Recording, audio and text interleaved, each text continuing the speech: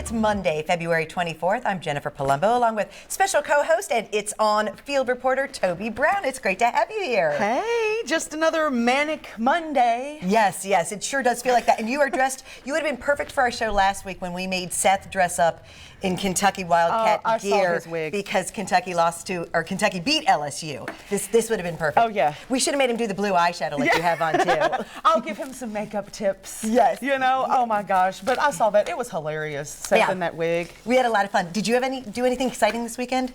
Well, I wish it was just super. I guess it's kind of exciting. I went to church. That's exciting. That's always exciting. Hey, Pastor Remont Mays, you were awesome. It was so uplifting. You know what I mean? Yeah. But I'm so glad that I went. And how about you? What did you do? You know, speaking of uplifting, I got to see a fabulous play yesterday. Anna and I went to see Athens West Theater Company's production of Fences. That's the Pulitzer Prize-winning play by August Wilson, and it was performed at the Downtown Art Center. This is Anna with her school drama teacher, Bo List, who is also the producing artistic director for Athens West. We were so moved, powerful performances. It was an amazing show, and some people might have also seen there was an Academy Award-winning movie made about it with Denzel Washington and Viola Davis, Fences. Well, this was the play that inspired the movie. All local cast. It was incredible. So that's how we spent our Sunday yesterday. Well, that sounds like a great way to spend a Sunday. You can't go wrong with Denzel. I wish that I honestly had seen the movie. Well, you can still see it now. Unfortunately, the play is over, but it had an amazing run. And like I said, the performances, the cast, it was just, we have so many good, Athens West Theater. You've done stories with Distilled Theater Company, Innovation Into Arts the Woods Academy. was amazing. Yes, so many great local talented theater groups and actors, and it's just great to be able to support them. I do have a question though. Was it like a tribute to like Black History Month, or was it just like a play they were doing? They said that because it was Black History Month, they thought this was an it's time to put it on, but it is a story that you can see anytime. That needs to be. Yes, I highly recommend that you watch the movie too, because it's a very important story. I got to get on that, Jennifer. Yes. I'm serious. I'm going to do that. Yes. And Lawrenceburg still has a video store. Do you know that? Is it a Blockbuster? Yeah, it's not a Blockbuster, but you could go in and actually physically look and pick up a video and rent it. I was like, no way. I mean, anything that you can think of. Well, Redbox, you're so limited, and if you don't have Netflix, you're kind of out of it. So this is kind of like my cool little spot. Well, and and I remember going, even when I moved to Lexington in the mid-90s, going to Blockbuster, and I still have VHS movies that I probably need to, donate. Maybe there's something I could do with them. They're all in the garage.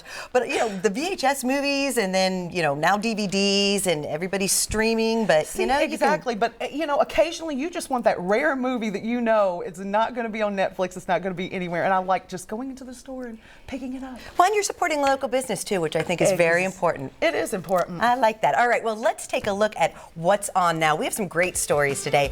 A grandmother is clutch when it comes to sinking putts. 86-year-old Ann Wakefield was at the Ole Miss men's basketball game Saturday, and she got a chance to win a new car if she could sink a putt on the basketball court. There it is. Ann rolled home a 94-foot putt. She nailed it. She won a 2020 Nissan Altima. Of course, the crowd went wild, and her reaction pretty priceless as well. I love this story. On Twitter, her daughter said Ann is the mother of 7, grandmother of 14, and great-grandmother of 6. She's also a really good putter, and she says her mom really needed the new car. So, what a great, I love these contests, and to do something different, the full court putt is just, it's just fabulous. No, I definitely love that. And did you say she's 86? 86. I mean, and look at her. Yes. She looks amazing. I know. And no wonder the crowd is going cray. Yes. I've been playing golf for a while, and there's no way I could sink a putt like that. Also, the pressure too. It's the middle of the basketball game. The crowd's going wild. You've got a car on the line. Never a doubt. She just nailed it. I want to know where I can go just to maybe win a car from a putt. I don't know how good of a chance that I would have, but can somebody just give me, just let me win a new car? But that's really cool that she's going to be out styling and profiling her Altima. Yeah.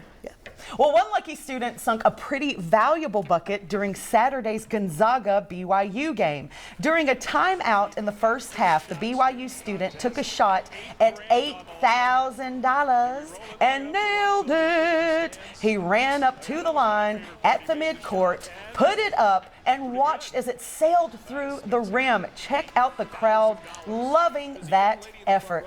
After burying that basket, he ran towards the BYU student section and leapt into the crowd. It was a big night at BYU for this young man. Later, this crowd was more thrilled after the Cougars knocked off number two, Gonzaga 91-78. That was a wild game. Gonzaga goes down. Wild. He nails the half-court shot. Although, see, there's another thing you could do. You could try to hit a half-court shot at a UK game. I know. I'm telling you. I need to talk to somebody about this. And then also, I want to jump into that crowd like he did. Like, I've never crowd surfed. You want to crowd surf? Yes. Have you ever crowd surfed at a concert? Be honest, Jennifer. No, because my fear is, there'd be something where somebody's had a few too many and I would go plummeting to the ground because they would just drop me. No. I would be afraid of that, too. I'm not a crowd surfer. I'm not a crowd surfer either, but honestly, I would like to at least once in my life just kind of float through the crowd. Okay, so if you could, what would the concert be? You have one concert where you could crowd surf. Who would you want to see? Oh my gosh. Okay, so I totally want to see Garth Brooks coming up. Okay. But Rolling Stones is also, that would be a good one to come up because they're just classic and it's a rock and roll concert. Right. And, I would love to just be floating through there, Yeah. I don't know, that would be kind of cool. I'm going to the Elton John concert at Rupp this summer with my daughter. She's never been to a concert before. I have no plans to crowd surf, but I'm so excited to see that show. Oh my gosh, it's going to be an amazing His farewell show. tour. Yeah, this is it. Exactly. That is it. Well, you know what, Jennifer? I wish that I could prank you while you were there. And literally, I just want to just float by on the crowd and just wave at you and then leave. And just for you to be like, was that Toby crowd surfing? Are you seriously getting a phone call right now? Here, go ahead and answer it. See who it is. It's probably a bill collector. No, thank you. I'm at work, okay? Because I'm broke. All right. Well, actress Jennifer Garner is not broke, and she's giving out free Girl Scout cookies to those who can't get their own. She posted this video to her Instagram saying she understands the primal need for Girl Scout cookies. Take a look. Hi, it's Girl Scout cookie time. If you are missing your local Girl Scout or their cookies, just let us know why, and we will send them out until we run out. Supplies are limited. Happy Girl Scout cookie time. I really like this too because there are parts of the country, and this is what she's talking about, where people can't get Girl Scout cookies. And she said share your stories, and has a huge stash of cookies, and that she's going to be giving them out, to people in need, but then also just giving them out to people who can't get them because like in Lexington, you see them at the grocery store, they're everywhere. Kroger, Walmart, wherever you can get but a in the Girl rural Scout areas, cookie. Yeah. Are you serious? Hold on, who can't get Girl Scout cookies? That's what I want to know. Shame on whoever cannot get them because those peppermint patties, girl. You mean the Thin Mints? The Thin Mints. The Thin Mints. I'm sorry. The Thin Mints, and then those little caramel coconut. Caramel Delights. I like those too. They are my favorite. Were you a Girl Scout? Of course. I was too. I had my little green dress with all the, my mom would iron on. I loved being a Girl Scout. I couldn't wait to get like a badge to put on my little sash or my vest. Yeah. I thought I was awesome. That's great too that she's doing that to share the cookies. No, with, that really with is. people. The release of rapper Travis Scott's new Nike sneaker is a success. The Cactus Jack Low PRMQs dropped online Saturday, and they sold out quickly. They were available exclusively through Scott's online shop. The shoes feature dark blue and beige bandana and plaid patterns with a beige sole. The cost is $150. If you miss the opportunity to buy them, you will get another chance. Scott tweeted that they will be available in select Nike shops on Saturday. This is not the first time Scott's shoe drops have caused a stir. His Air Jordan and Nike Air Force One collabs in 2019 were also quick to sell out.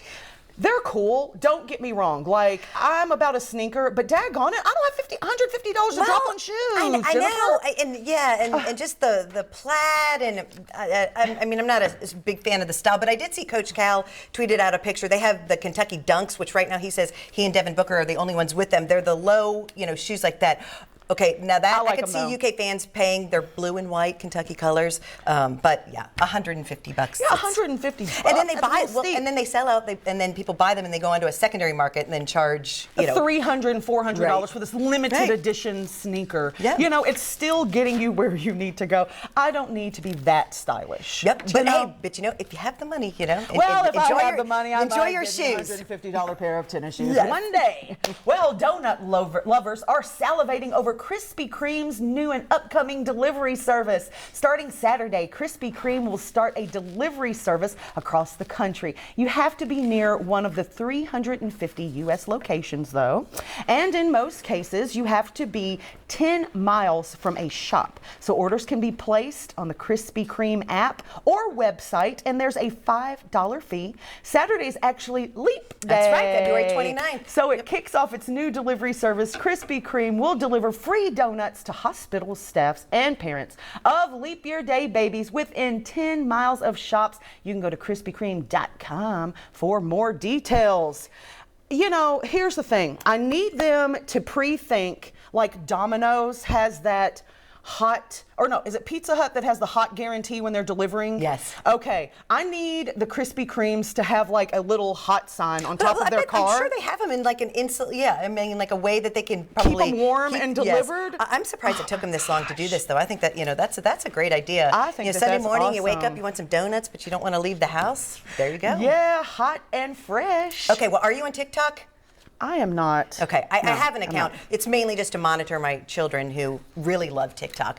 But there's one group now that is staying away from the popular app. Yesterday, the Transportation Security Administration said employees are no longer allowed to use the popular China-owned video app to post for the agency.